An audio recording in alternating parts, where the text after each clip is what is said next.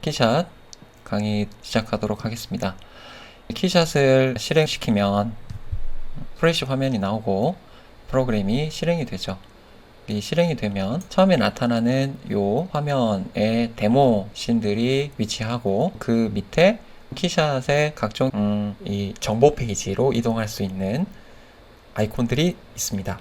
그 다음에 키샷 블로그를 클릭하면 이제 키샷 블로그로 연결이 되고, 포럼 클릭하면 키샷 사용자들이 모여서 여러가지 의견을 주고받는 사이트로 연결이 되죠. 이 열기를 누르면 어떤 파일을 가지고 오실 건가요? 라고 나타나는 창이 있고요. 또 가져오기, 열기는 기본으로 키샷 파일을 가지고 오거나 아니면 여러가지 모델링 데이터를 가지고 올 수 있는데, 가져오기는 현재 뭐가 있을 때 추가로 다른 오브젝트를 더 집어넣을 때 사용을 할 수 있습니다. 근데 보통은 여기서 열기를 안 쓰고 그냥 우리가 필요한 파일들을 이렇게 당겨서 집어넣으면 되죠. 그럼 키샷 가져오기가 바로 실행이 되고, 거기서 각종 옵션들을 설정해서 이렇게 가져오면은 이렇게 나타나게 되는 거죠. 그래서 이렇게 가지고 올 때 여러 가지 옵션들을 설정을 해서 이렇게 OBJ를 다시 가지고 오는데, 위의 방향을 어떻게 설정하느냐에 따라서 똑바로 들어오기도 하고 눕혀서 들어오기도 하죠. 다시 새 파일로 해서 넣도록 하겠습니다. 이제 키샷을 처음 키면은 이제 이렇게 보일 거예요. 그리고 거기서 내가 라이브러리를 좌측에다가 보통 두게 되고요. 프로젝트 탭을 우측에다가 놓게 됩니다. 그 다음 애니메이션 창은 아래쪽에다가 둬요. 키샷의 위에는 여러가지 다른 프로그램과 마찬가지로 파일에 새로운 걸 시작하거나 열거나 끝내는 이 기본적인 것들이 있고, 편집에는 지오메트리 추가, 지오메트리 편집, 그 다음에 씬 단위 설정, 환경 설정이 있고요. 또 환경은 또 어떤 여러가지 또 환경에 대한 것, 또 라이트에 대한, 카메라에 대한 것, 또 이미지의 사이즈를 볼 수 있는, 지정할 수 있는 이미지 탭들, 그 다음에 렌더링의 몇 가지 옵션을 관장하는 렌더, 그 다음에 뷰, 바라보는 뷰를 설정할 수 있는 뷰 항목들, 그 다음에 키샷의 도움말이 여기에 들어있습니다. 그 밑에, 그리고 또 자주 쓰는 것들은 이 리본 툴바에 들어가 있습니다. 우리가 맨 처음 해야 되는 것이 화면에 개체를 하나 만들어 넣어야 되겠죠. 그럼 편집에 가서 지오메트리 추가, 거기에 라운드 된 큐브를 하나 만들어 넣습니다. 이렇게 하면 이 큐브를 얼마나 크게 할지, 또 어디에 위치시킬지를 이렇게 정해 줄 수가 있게 돼요. 그럼 스케일에 체크를 해서 내가 이만한 큐브를 만들고 싶어. 근데 그게 현재 가상의 바닥을 뚫고 안으로 들어가 있는 상태가 됩니다. 그래서 그라운드에 스냅하면은 이 바닥에 딱 붙는 형태가 돼요. 그렇게 다 됐으면 체크. 자, 이제 화면 컨트롤 하는 방법을 알아봅시다. 마우스의 좌측 버튼으로 이 카메라의 돌리를 할 수 있어요. 자, 프로젝트 탭에 카메라를 활성화시키고 이 창을 조금 줄여주세요. 이렇게. 그 다음, 자, 여기 카메라 탭의 요 부분이 마우스를 좌클릭해서 이렇게 움직이면 저 값이 막 변하죠. 다시 말하면 이 카메라의 값을 마우스로 컨트롤하고 있다라는 이야기가 됩니다. 그 다음 마우스 중앙 버튼으로, 그러니까 휠로 이 줌인, 줌아웃을 해봐요. 그러면 카메라의 거리 값이 변동되고 있죠. 그 다음 마우스 중앙 버튼을, 그러니까 휠을 클릭하고 움직여보면 이 카메라의 대상 설정 값이 변한다라는 것을 볼 수 있습니다. 그러니까 마우스로 컨트롤하는 것이 기본이고요. 그게 아닐 때는 직접 이 카메라에 와서 거리값과 방위각, 그리고 경사를 할 수 있고, 그 다음에 꼬임은 마우스로 컨트롤하지 않지만 카메라 자체를 좌우로 기울이는 형식이 됩니다. 다시 0으로 두죠. 그 다음에 이 여기다가 재질을 한번 입혀보도록 하죠. 라이브러리에 들어가서 재질 탭으로 가면 각종 미리 만들어져 있는 재질들이 한가득 들어 있습니다. 이 중에서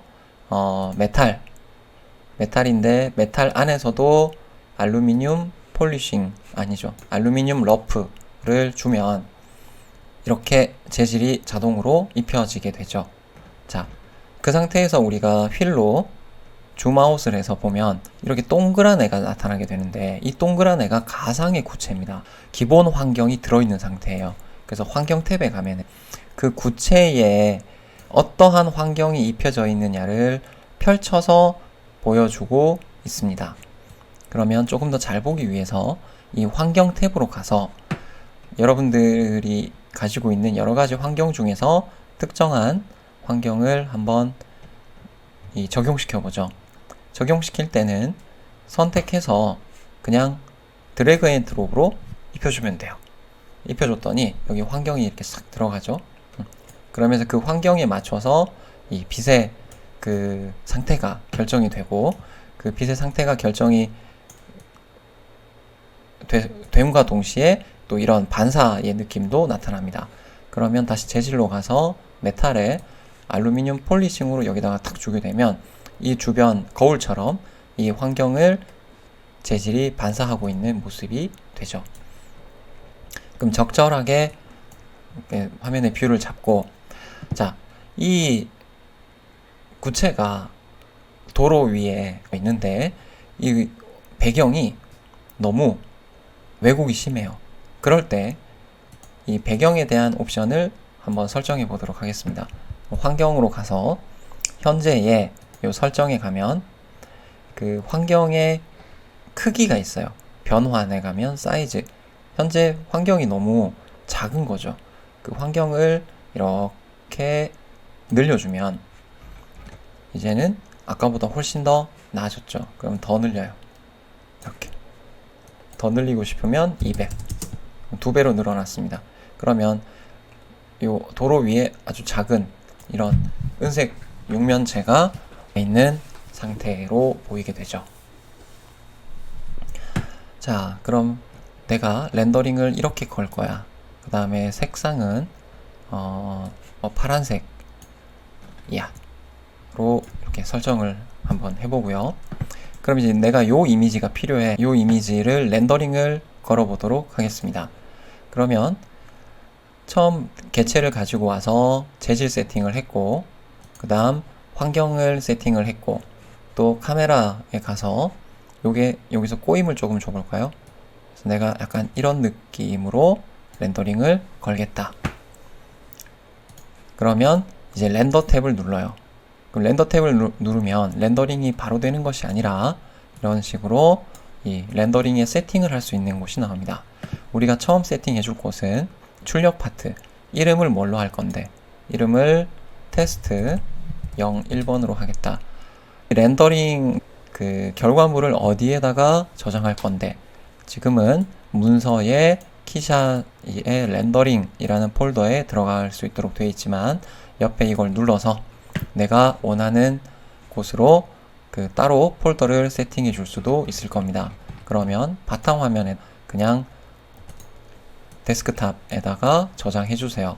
그 다음에 형식은 JPG로 만들어 줄 수도 있고 TIF, EXR 또는 PNG, PSD 또 PSD의 32비트 이렇게 기본으로는 주는데 보통 우리가 많이 쓰는 게 이 JPG 파일을 많이 쓰죠. 근데 만약에 배경을 투명하게 만들고 싶다고 할 때는 PNG에다가 두고 알파를 포함하고 있으면 투명도를 포함하는 알파 채널을 다시 만들어 줄 수도 있어요. PNG를 하고 알파 투명도를 안 줘버리면 JPG랑 똑같아져요. 자, 지금은 JPG로 해보겠습니다. JPG. 그 다음에 레이어 및 아마 패스라고 되어 있는데 이 렌더링을 위해서 필요한 여러 가지 별도의 레이어들을 만들어 줄 수 있어요. 그 중에 제일 많이 쓰는 게 보통 이 크라운 패스입니다. 이 크라운 패스를 쓰면은 나중에 선택 영역을 쉽게 만들 수 있어요. 자, JPG로 하고 크라운에 클릭. 그 다음 해상도 가로로 얼마, 세로로 얼마 그걸 픽셀 단위로 설정해 줄 수 있어요. 그 다음에 옵션에 가서 모드는 디폴트로 놓으면은 이 현재 CPU가 사용할 수 있는 최대의 성능을 사용하겠다라는 이야기가 되고, 그 다음 여기서 백그라운드를 놓으면 CPU가 여러 개의 코어를 가지고 있는데 그 코어 중에서 몇 개를 쓰겠다가 돼요. 또 백그라운드는 백그라운드 렌더링을 걸어 놓은 상태에서 계속 키샷을 조작할 수가 있고, 디폴트로 놓으면 이 키샷이 잠기면서 렌더링 과정의 모든 자원을 할당합니다. 다시 말하면 백그라운드로 놓고 그 백그라운드로 놓으면은 우선순위가 뒤로 밀린다는 이야기예요. 즉 더 오래 걸린다는 거죠. 가능하면 여러분들은 디폴트로 놓고 쓰는 게 좋습니다. 그 다음에 이제 품질 면에서 최대 샘플, 최대 시간, 커스텀 제어가 있는데, 항상 여러분들은 최대 샘플이나 최대 시간을 쓰는 게 좋아요. 최대 샘플은 가장 진보된 방식으로 내가 얼마만큼 퀄리티를 컨트롤을 하느냐를, 그러니까 샘플의 수로 계산을 하게 됩니다. 샘플의 수는 최저 1개, 그리고 최대로는 무한대까지 늘릴 수 있지만 보통 쓸만하다 싶으면 100개 기준으로 움직입니다. 100개. 그 다음 최대 시간인 경우에는 그 시간에 맞춰서 이 최대 샘플을 알아서 계산을 해주는 거예요. 그 다음 그 밑에 있는 Q는 이 여러 장의 렌더링을 걸 때 사용할 수 있습니다. 그래서 내가 보세요. 지금 현재 이 뷰를 작업 추가해서 이 뷰도 걸고, 그 다음 이 뷰도 걸고, 또 이 뷰도 걸겠다. 그러면 이렇게 세 컷을 한꺼번에 프로세싱 해서 이거 끝나면 이거 걸고 이거 끝나면 이거 걸어줘로 할 수도 있죠. 그게 아니라면 그냥 옵션에서 어느 정도 설정을 하고 위치 카메라를 잡은 다음 출력물의 상태를 우리가 설정하고, 그 다음에 큐의 추가가 아니라 바로 렌더를 눌러버리면 이렇게 렌더링 창이 나타나면서 위에 100%까지 쭉쭉쭉쭉 올라갑니다. 그래서 이런 식으로 걸면 이제 키샷이 잠기는 거죠. 자, 렌더링이 끝났으면 얘를 끄고, 그 다음 보통 우리가 이제 후반 작업을 하게 되는데요. 포토샵을 이용해서 후반 작업을 하게 되는데, 바탕화면에 우리가 저장을 했으니 이렇게 나타나죠. 자, 이제 여기서 여러분들이 주의하셔야 될 점은, 우리가 이걸 그 포토샵에 가지고 와서 이제 후반 작업을 하는 도중에도 이 뒤에 있는 이 키샷은 끊임없이 연산을 하고 있습니다. 그걸 보는 게 이 뷰에 와서 헤드업 디스플레이를 키면 현재 샘플의 수가 계속 늘어나고 있는 거죠. 그만큼 그 키샷은 우리가 포토샵을 하고 있을 때 계속 뒤에서 연산을 하면서 CPU 자원을 잡아먹고 있다는 이야기예요. 그렇기 때문에 여러분들이 키샷을 켜놓은 상태에서 다른 작업을 하고 싶으면 얘를 반드시 일시정지를 눌러놔야 됩니다. 일시정지를 눌러놔야 이 CPU를 잡아먹지 않고 멈춰져 있는 상태가 되는 거예요.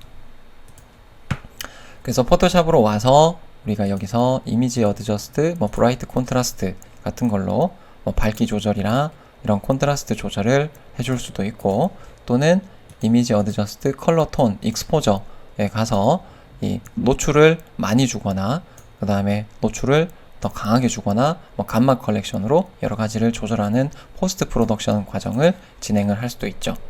근데 이제 이런 과정, 포스트 프로덕션 과정을 이 키샷 자체에서도 해줄 수가 있는데, 그게 이 프로젝트 탭에 있는 이 이미지입니다. 이 이미지에 와서 전체적으로 환경의 밝기와 상관없이 이 이미지의 밝기를 여기서 우리가 별도로 조절을 해줄 수도 있고, 또 효과를 클릭을 해서 주변의 광량이 부족해지는 이 비네팅 효과를 만들어 줄 수도 있어요. 자, 이 기능은 키샷 7과 키샷 8, 키샷 9가 다 다른데, 키샷 9는 이 이미지의 이 포스트 프로덕션 항목들이 훨씬 더 많습니다. 자, 그 다음 다시 한번 테스트를 한번 해보죠. 우리가 이제 이런 이미지를 렌더링을 걸 거예요. 그래서 저는 이 상태에서 렌더링을 안 걸고 스크린 캡처를 해서 보통 사용하기도 해요. 그런데 여기 화면에 우측 아래에 보면은 스크린샷이라고 따로 있죠. 그러면 그 스크린샷을 딱 누르면 어디에 키샷 7의 렌더링에 어쩌고저쩌고의 스크린샷 요 화면을 저장을 했다. 그럼 거기 한번 들어가 보도록 하겠습니다. 문서 키샷 7의 렌더링으로 가면 거기에 스크린샷 잡은 게 따로 이렇게 들어오게 되죠. 이러한 그 스크린샷이나 여러 가지 그 옵션들은 환경 설정에서 모두 설정해 줄 수가 있습니다. 그럼 여기 폴더에 가면은 현재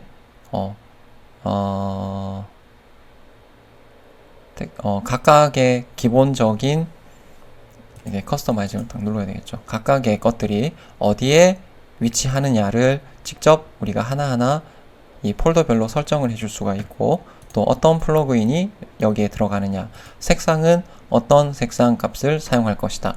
그 다음에 각각의 그 단축키들은 우리가 원할 때 직접 여기서 커스텀으로 설정해 줄 수도 있지만 우선은 이 핫키는 따로 설정하지 않고 사용합니다. 그 다음에 고급 탭에 가면 이 또 각종 여러 가지 항목들을 설정해 줄 수 있는데 이것도 나중에 다시 한번 자세하게 설명을 한번 드리도록 하죠. 자, 이제 우리가 함께 해볼 내용은, 만약에 이 상태에서 다시 카메라를 원점으로 돌리자. 그러면 꼬임을 0으로 둬서 이렇게 두죠. 내가 이 개체는 이 상태, 이 뷰를 놓고 환경만 돌리고 싶어요. 그럼 환경 탭에 가서 회전을 이렇게 슬라이드를 움직이면 이제 환경이 움직이게 되겠죠. 근데 이걸 환경까지 여기 들어와서 맨날 회전시켜 주기가 귀찮습니다. 그럴 때는 키보드에서 컨트롤을 누르고 마우스 좌클릭으로 쥐고 움직이면 이 회전 값이 같이 따라서 움직이게 돼요. 이렇게. 그럼 줌아웃을 하고요. 또한 현재 이 육면체는 투시가 크게 들어가 있지 않은 상태입니다. 그럼 카메라에 가서 아래쪽으로 내려와 보면 원근감, 퍼스펙티브와 초점 길이, 그리고 화각이 있는데 그걸 한번 이렇게 움직여 보면은 얘가 퍼스펙티브가 점점 많이 들어가거나, 그러니까 투시의 정도가 심하게 들어가거나 투시의 정도가 굉장히 약하게 들어가게 설정이 가능합니다. 이제 요거를 마우스 단축키를 쓰는 방법은 Shift Alt 마우스 오른쪽 클릭으로 요 정도를 조절해요. 작은 개체는 이렇게 퍼스펙티브가 거의 안 들어가는 상태로 렌더링을 거는 것이 좋고, 빌딩처럼 큰 오브젝트는 이렇게 화각을 강하게 줘서 이렇게 걸게 되면은 크게 느껴지게끔 할 수도 있죠. 너무 과도한 투시는 형태의 왜곡을 심하게 하므로 보통 요 정도 느낌으로 하게 되죠. 보통 그게 40에서 50 정도가 디폴트입니다. 사람의 눈으로 보는 가장 편안한 상태가 되는 거예요. 자, 아주 기본적으로는 이것만 알고 있어도 할 수 있습니다. 내가 어떤 재질을 입히고 그 다음에 환경에서 원하는 환경을 집어넣고 그 다음에 카메라의 뷰를 정하고, 그리고 그 배경을 돌리거나 아니면 재질을 또 다른 걸로 이렇게 입혀주는, 그리고 그것에 맞춰서 렌더링을 거는데 그 렌더링을 어느 폴더에다가 이미지를 넣을 것이고 그걸 JPG로 할지 PNG로 할지 등등등을 여기서 설정하고, 그리고 여기서 렌더 버튼을 딱 눌러서 렌더링을 뽑아내서 그걸 포토샵으로 가지고 와서 각종 그 여러가지 후반 과정 이걸 그 블랙으로 바꾸고 여기에다가 텍스트들을 집어넣는다. 여기에 큐브 라고 써서 그걸 여기다가 합성하고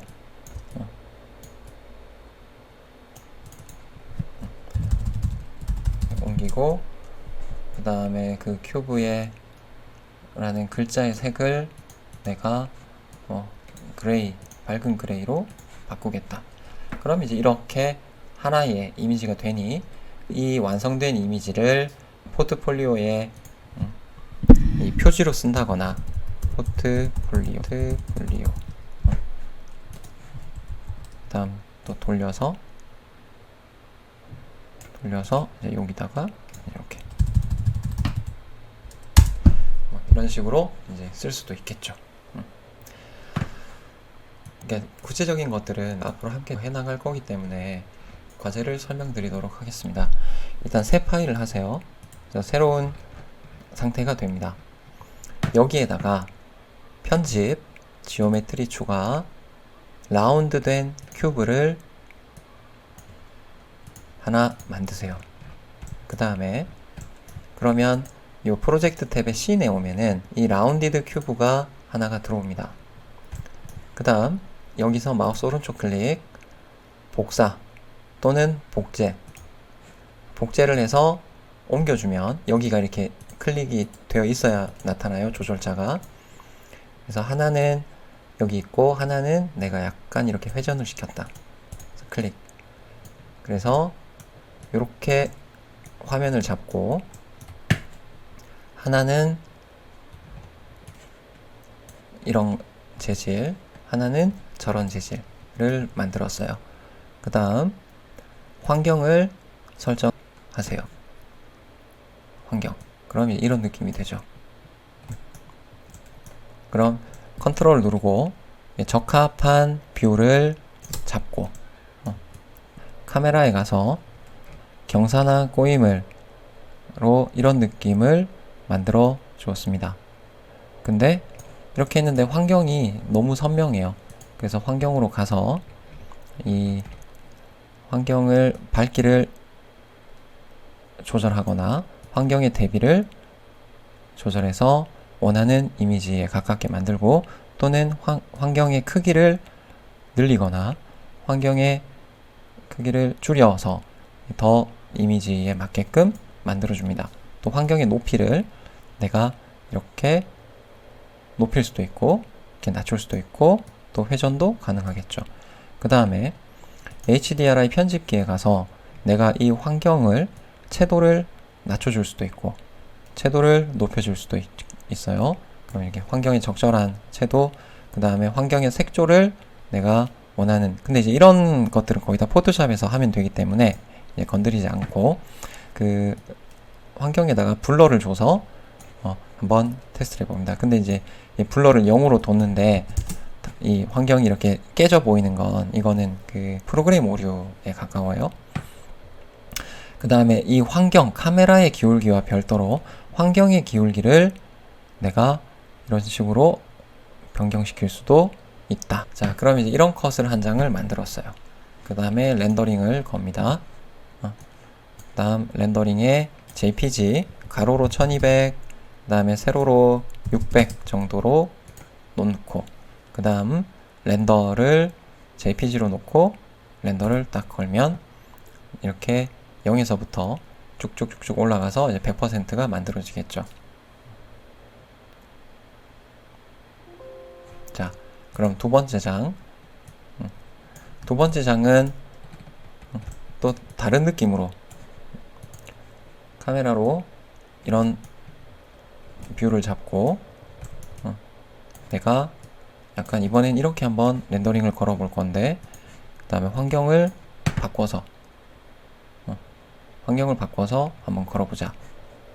그럼 꼬임도 바꾸고 경사도 조절을 하고, 그 다음에 거리나 또 여러가지 옵션들을 여러분들이 막 만져서 한번 만들어 보세요. 일단 키샷과 친해지는 게 중요하겠죠. 그 다음 공중에 떠 있는 느낌으로 해볼 수도 있을 거고요. 또는 이런 바닥이 예쁘니까 이런 바닥에 이런 육면체가 이렇게 나와 있다. 그럼 이걸 또 렌더링. 그래서 렌더. 그러면 또 여기서부터 100%까지 쭉쭉쭉쭉 가게 될 겁니다. 네. 그러면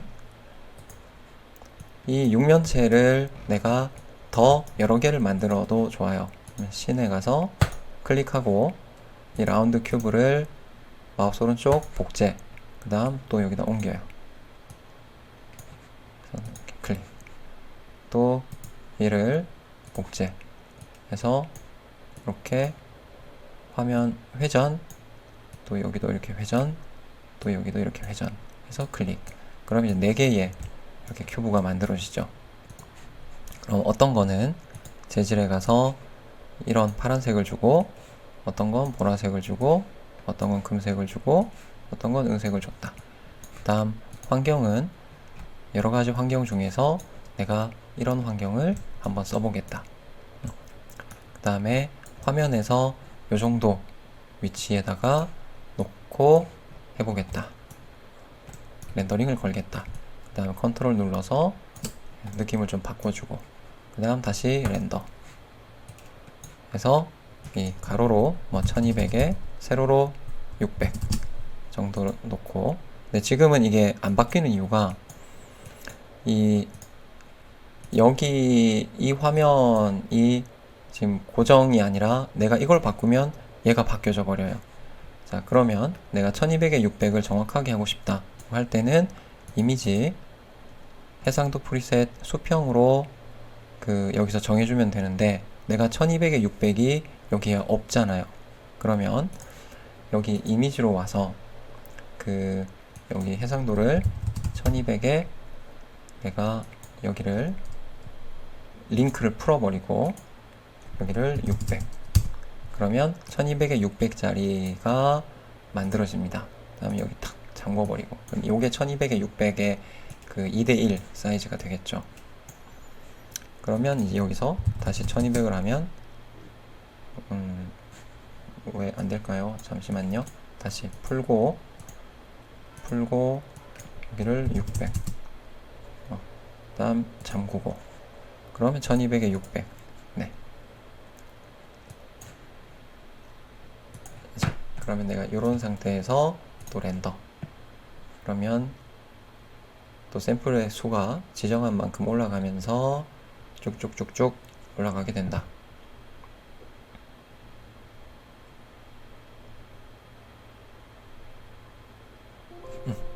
그럼 그게 여기 문서에 키샷 폴더 안에 렌더링 탭으로 가면은 우리가 작업한 이미지들이 나타나게 됩니다. 자, 과제 설명. 이 과제가 주제가 큐브 육면체가 주제예요. 이 육면체를 가지고 키샷에서 다양한 테스트를 해보는 겁니다. 그래서 A3 일러스트에서 이제 A3를 하나 가로로 만들어요. 그 A3 가로로 만든 곳에다 여러분들이 요 렌더링 건 이미지들을 이렇게 집어넣습니다. 총 6장. 그러면 여기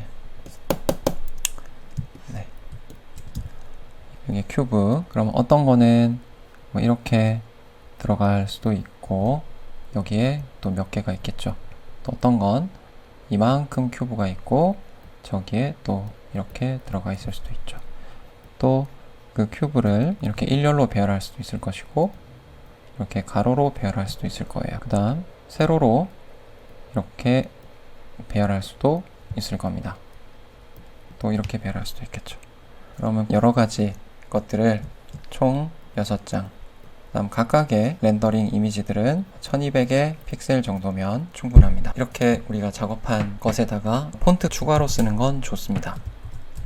컨트롤 C 해서 일러스트레이터에 와서 파일에 뉴 하시고 A3 가로로 한 장, 오케이. 그 다음 붙여넣죠. 이렇게. 그럼 여기 하나, 또 우리가 저장했었던 거, 그럼 이거를 뭐 그대로 갖다, 나는 그냥 이거 1200에 600이면 지금 이 포맷이 되겠죠. 아마 이것도 이렇게 늘어난 포맷이 될 겁니다. 이거 좀 더 줄여서 이렇게. 그럼 그런 것들을 총 한쪽에다가 환경에 대한 이해, 카메라의 속성 값들, 그리고 기타 여러 가지 것들을 여러분들이 자유롭게 만들어 가면서 이 한 장을 구성해 주시는 게 첫 번째 과정입니다.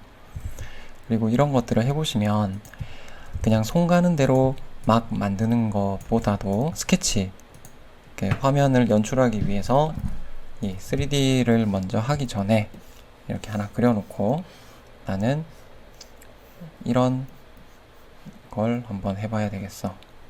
그래서 한번 그려보고 실현시켜 보는 것이 더 나을 수도 있습니다. 그래서 첫 번째 이번 주에는 워밍업 단계니까 이 키샷을 켜서 기본 편집, 지오메트리 추가, 라운드 큐브를 넣고 재질과 환경 그리고 카메라를 조절해서 이 렌더링을 총 6장을 한번 만들어 보자. 그리고 그걸 포토샵에서 마음에 들게 수정을 하고 일러스트레이터에 와서 적절하게 배치를 해서 완성된 장표를 만드는 것으로 그 마무리를 짓도록 하겠습니다. 궁금한 것이 되게 많겠지만 처음부터 급하게 갈 필요는 없는 것 같아요.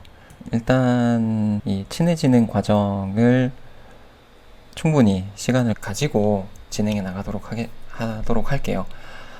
그 다음 제가 가지고 있는 지금 제 거에 나타나는 환경들과 여러분들이 이 컴퓨터에 깔려있는 이 키샷에 있는 이 환경들이 종류가 다를 수 있습니다. 이러한 환경들은 가장 쉽게 얻는 방법이 여기 아래쪽에 보시면 클라우드 라이브러리라는 부분들이 클라우드 라이브러리 네 여기 있죠? 이 클라우드 라이브러리를 클릭하시면 키샷의 클라우드 라이브러리 사이트로 접속이 됩니다. 여기에 가면 머터리얼과 각종 다양한 환경들 이렇게 다양한 환경들과 다양한 텍스처 그 다음에 모델들까지도 여기서 다운로드 받아서 쓸 수가 있어요. 근데 오늘은 큐브이기 때문에 이 모델들을 다운로드 받을 필요는 없겠죠. 자, 그래서 여기 환경 마음에 드는 걸 나한테 없는 걸 찾았어요. 그러면 요걸 클릭하고 다운로드를 받습니다. 근데 이 다운로드를 받기 전에 이 다운로드를 누르면 이렇게 여기 이 이메일과 패스워드를 넣으라고 돼요. 이게 아니더라도 상관이 없습니다. 그래서 미리 회원가입을 한번 하고 여기를 다운로드 누르면 왜 안 될까요? 로그인이 안 됐나? 자, 참 왜 안 되지? 그래서 이렇게 안 될 때 이런 방법도 있더라고요. 얘가 안 되잖아요? 그러면 얘를 쥐고 여기 보세요. 지금 여기 안 되면 다운로드 여기 갖다 놓고 일로 당겨도 돼요. 네, 들어왔습니다. 지금 아까는 왜 안 됐는지 모르겠지만 여기 막 다운로드가 막 되고 있는 게 보이죠? 90%, 94% 시간이 좀 걸리나 봅니다. 그러면 이제 다운로드 받은 거를 여기다가 탁 집어넣고 일시정지를 풀어주면 이런 환경을 우리가 쓸 수 있는 게 되는 거죠. 자, 그래서 여기에 회원가입 한번 하시고 클릭해서 다운로드가 안 되면 이렇게 다운로드 탭을 열어놓고 내가 원하는 걸 집어 넣으면 이렇게 다운로드가 이루어집니다. 그래서 이런 방법으로 여기에 있는 다양한 환경들을 한번 저장해 놓으면 나중에 여러분들 작업할 때 되게 편리하게 쓸 수 있어요. 오늘은 영상이 2개이기 때문에 자, 여기서 마무리 짓고 다음 주에 계속 이어나가도록 하겠습니다. 자, 수고하셨습니다. 네, 본 큐브 과제를 진행하는 데 앞서서 과거에 진행됐었던 결과물들 중에서 뽑아서 함께 보도록 하겠습니다. 바로 3D를 진행하기보다는 썸네일 스케치를 하면서 단순한 육면체지만 어떻게 결합해서 어떤 이미지를 연출하겠다라는 의도를 만드는 게 되게 중요해요. 그러지 않고 손 가는 대로 돌리다 보면 이게 거의 뭐 그게 그거고 뭐 이런 형태가 될 겁니다. 그래서 그 썸네일 과정을 꼭 한번 진행해 주시고요. 이렇게 손으로 그리는 과정이 여전히 굉장히 중요합니다. 이 과제를 보여드리는 2025년 지금에도 이 썸네일 무척이나 중요하다. 자, 그래서 이런 과정을 가지고 만들어진 최종 결과물들을 살펴보도록 하겠습니다.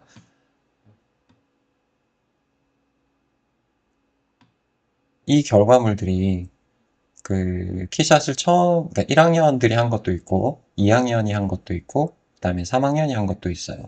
그 다음 학교들도 여러 학교들이 지금 섞여 있는 상황입니다. 이제 그러다 보니까 이게 1학년들이 한 것과 이렇게 좀 티가 나죠? 고학년들이 한 것들은. 하나하나의 의도를 제가 설명드리는 것보다는 한번 보시면서, 이 3차원과 2차원을 이런 식으로 섞어서 할 수도 있구나. 또는 환경이 바뀌고 카메라의 앵글이 바뀌고 타이포그래피를 어떻게 쓰느냐에 따라서 같은 주제지만 차이가 있을 수 있다를 중점으로 꼭 봐주시면 좋을 것 같습니다. 저도 한 7, 8년 만에 이 자료를 새로 꺼내서 봤는데, 뭐 지금 봐도 훌륭한 작품들이 많았어요. 음,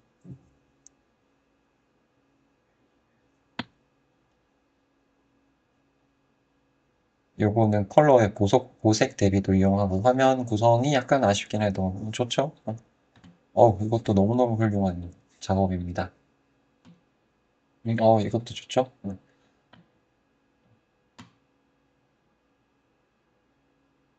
그래서 요거는 아마 모션 블러링이랑 DOF까지 배우고 나서 이 2주차 첫 번째에 했었던 과제를 재작업을 한 케이스일 거예요.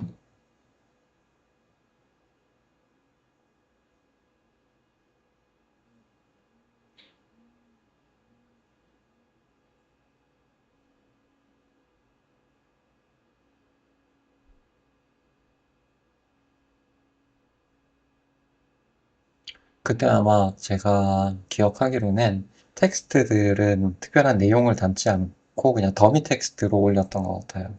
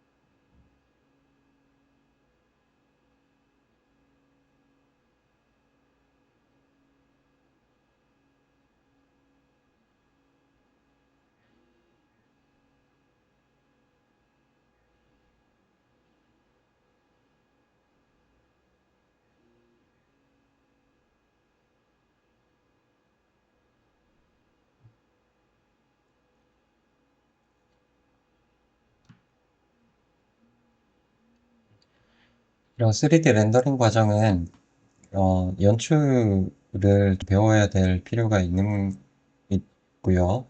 그리고 그 뭐 레이아웃과 관련된 내용들은 차차 업로드를 진행하도록 하겠습니다.